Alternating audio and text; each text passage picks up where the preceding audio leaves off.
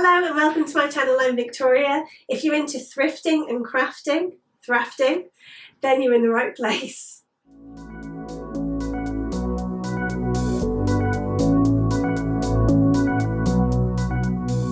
Today we're going to do another dyeing project. This time we're going to be using black beans. I've soaked them overnight and you'll be surprised at the beautiful colours that you can get from the bean water.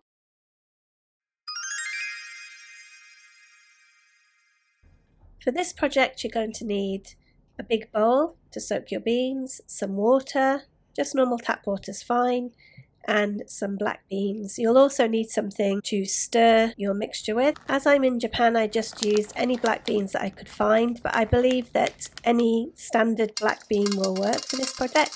So put them into your bowl and then add some water and soak them overnight. And that is it. That's your dye completely finished. You just have to be a little bit patient to wait overnight and then you're done.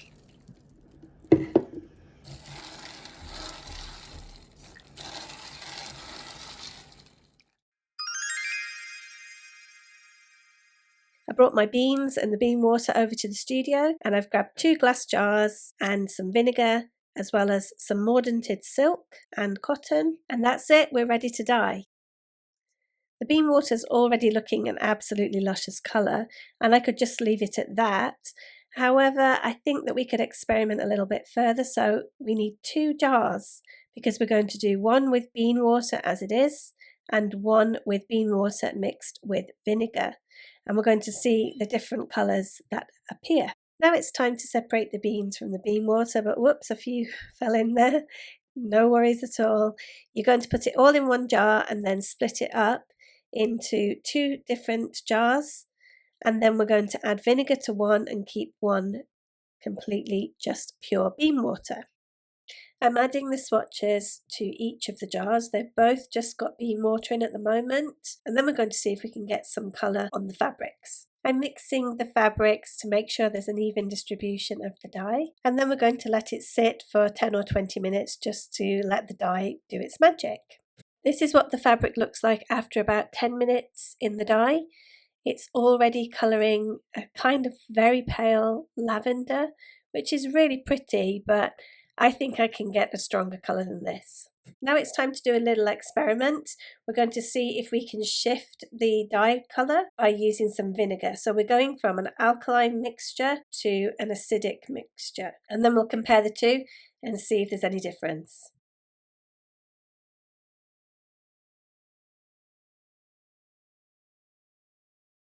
The colour isn't shifting quite as much as I want it to, so I'm adding some more vinegar just to make the mixture a little bit more acidic. And then look at the magic that happens.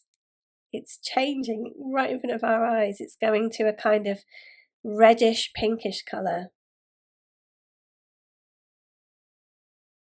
When you put the 2 dyes next to each other, you can see on the left it's the alkaline one and on the right it's the acidic one. And they are really, really different. So I'm going to let them sit for around an hour and I'll come back and we'll have a look at the colours. It's an hour later and I'm back to look at the colours of the dye, and it's quite unbelievable how different the colours are. Keep watching and you'll see the colour reveal. If you're into thrifting and crafting, please subscribe to my channel and hit the notification bell so that you'll get alerted when I upload some new projects. It's time to remove the fabric from the dye.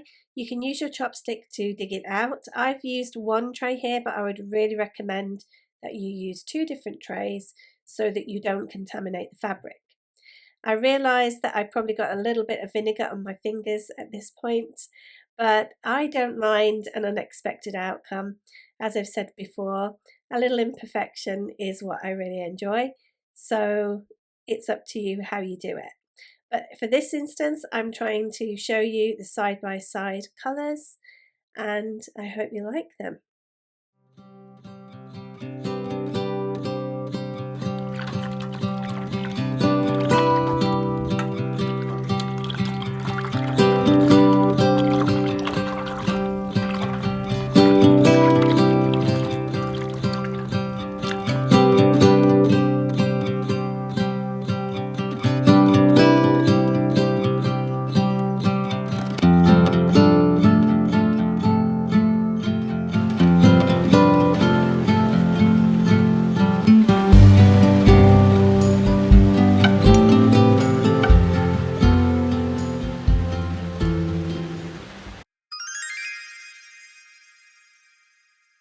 I'm going to do a couple of experiments with the dye because I've actually got it here. I might as well use it.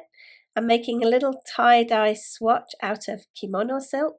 I'm using sashiko thread for my tie-dye, so I'm just wrapping it round and around and then tying a double knot and then moving on to another area and tying that round and around and in a double knot until I've got as many knots as I feel I want, and then I'll add it to the dye.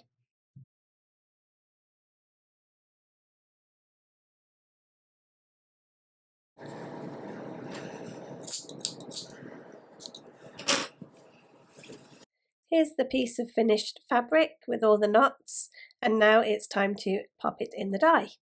I'm using the acid dye for this one because I just think it's a really pretty cranberry kind of colour. So I'm going to leave it in there for around 30 minutes or so. It's really best if you pre-wet your silk or cotton at this point. Dyeing dry fabric isn't the ideal. I completely forgot, but anyway, we're going ahead. So I'm dipping one side of the fabric into the alkaline dye. And then I'm going to dip the other side of the fabric in the acid dye, the vinegar dye. And then we're going to see what happens. After around 20 or 30 minutes, I'm getting it out of the dye bath and I'm going to have a look at the colour and see if it's what I want. It's really beautiful and purple. I'm really happy with that. It is going to dry a lot lighter than that, but it's a colour that I really love. So now I'm going to dip the other side in the acid solution and then we're going to see what happens when they meet in the middle. After letting it sit in the solution for around 20 minutes, I'm pulling it out now and having a look at the colour, and look at that. It's like a cranberry juice colour. It's absolutely gorgeous, and there's a little bit of pale white in the middle, which I really like. It's going to be a lot lighter than this when it dries. I'm also pulling out the tie-dye that I did earlier, and we're going to reveal what's happened. It's time to take these outside and give them a good rinse.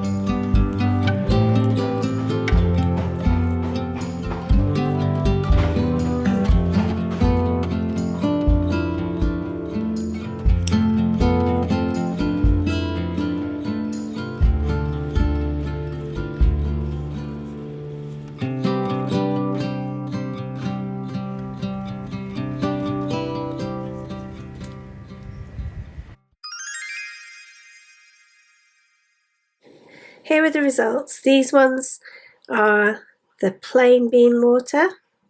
Absolutely stunning colours, like a blue colour. The silk, as usual, did really well.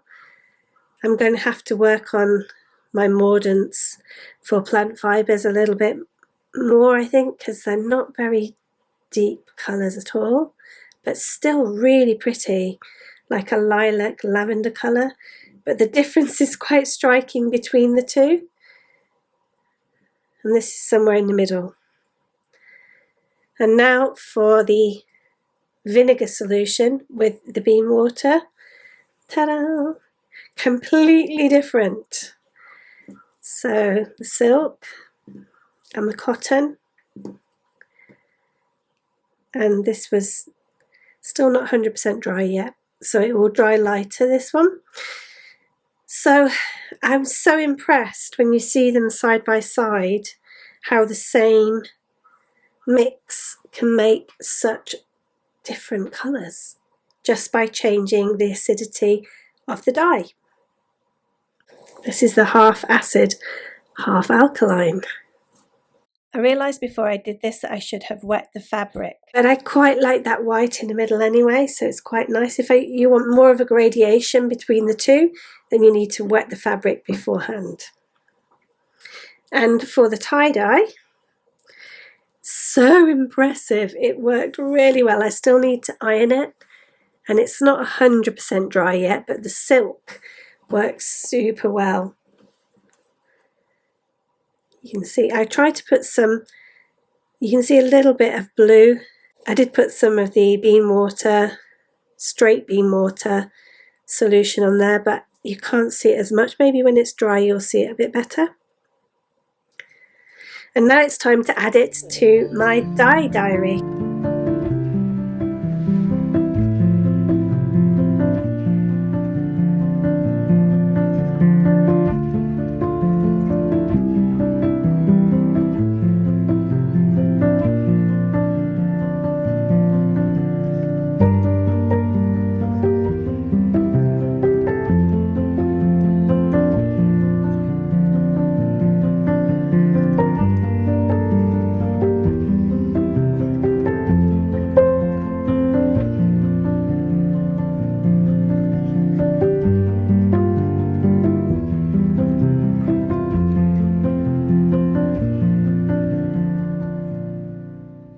If you're interested in doing some more dye projects, I've done a few more video tutorials here or here.